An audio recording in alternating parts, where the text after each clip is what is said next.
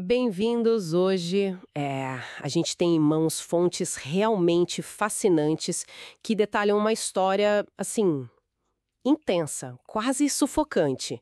Vamos mergulhar juntas nesses documentos que revelam a mente complexa de um jovem estudante, Raskolnikov, e um ato terrível, um ato que desafia nossa compreensão do que é moralidade, né? É uma análise que nos leva bem ao limite, sabe? Os documentos que a gente tem, eles não descrevem só um crime. É muito mais.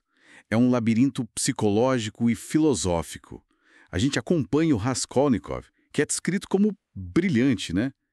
Mas ao mesmo tempo ele está esmagado pela pobreza e o que é crucial.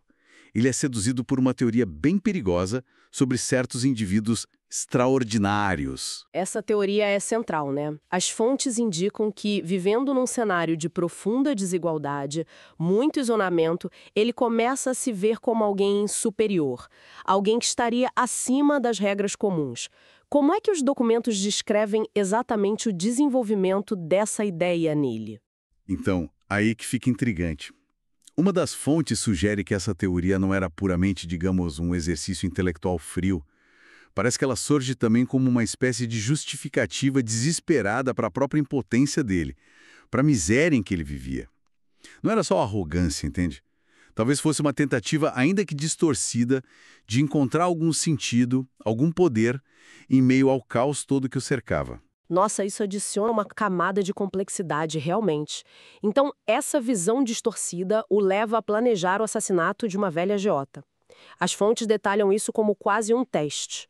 É isso, uma prova para si mesmo de que ele pertenceria a essa casta extraordinária. Exatamente.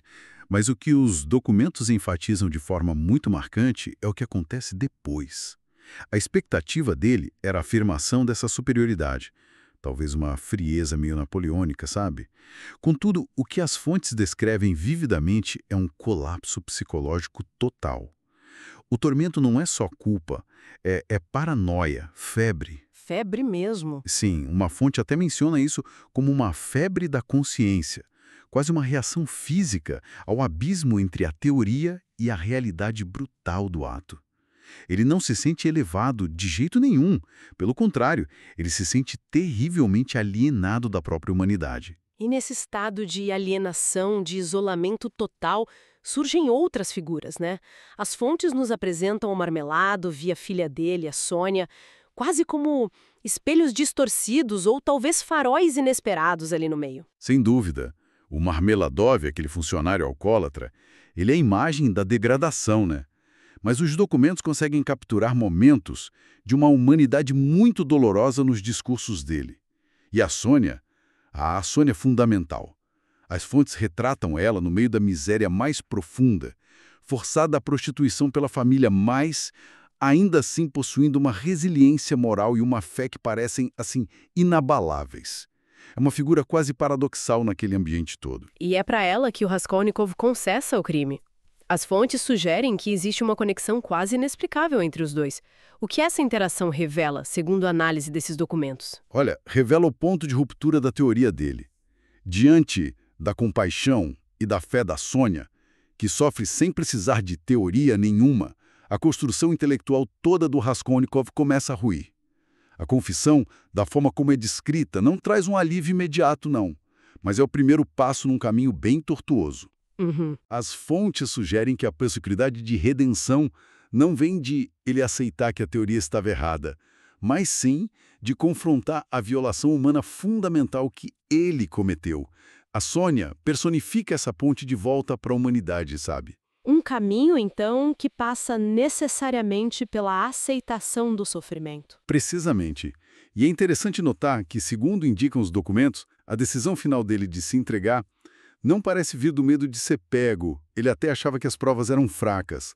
Vem de uma necessidade interna, quase uma compulsão por expiação impulsionada pela influência da Sônia e pelo peso que se tornou esmagador do isolamento que o ato dele criou. Ele precisa se reconectar, entende? mesmo que seja através do castigo. Então, o que a gente pode extrair dessa análise profunda? Esses documentos que exploramos hoje parecem mesmo alertar sobre o perigo das ideias abstratas, né? Mesmo as mais brilhantes, quando elas se divorciam da empatia, da realidade humana compartilhada. Exato. A narrativa que a gente tira dessas fontes nos deixa com uma questão bem incômoda. Onde é que termina o direito individual e começa a responsabilidade coletiva? Será que uma ideia, mesmo que grandiosa na mente de alguém, pode justificar a quebra das leis morais mais básicas? Os textos sugerem que o preço dessa transgressão é inevitavelmente o isolamento e a desintegração interior. Não tem escapatória. Uma reflexão muito poderosa, sem dúvida, extraída dessas fontes tão ricas e complexas. Bom, para quem quiser mais conteúdo como este, é só se inscrever aqui no nosso canal, curtir, comentar. A gente adora saber o que mais chamou a atenção de vocês nesta análise. E incentivem também outras pessoas a assistirem aos nossos vídeos, né? Até a próxima exploração.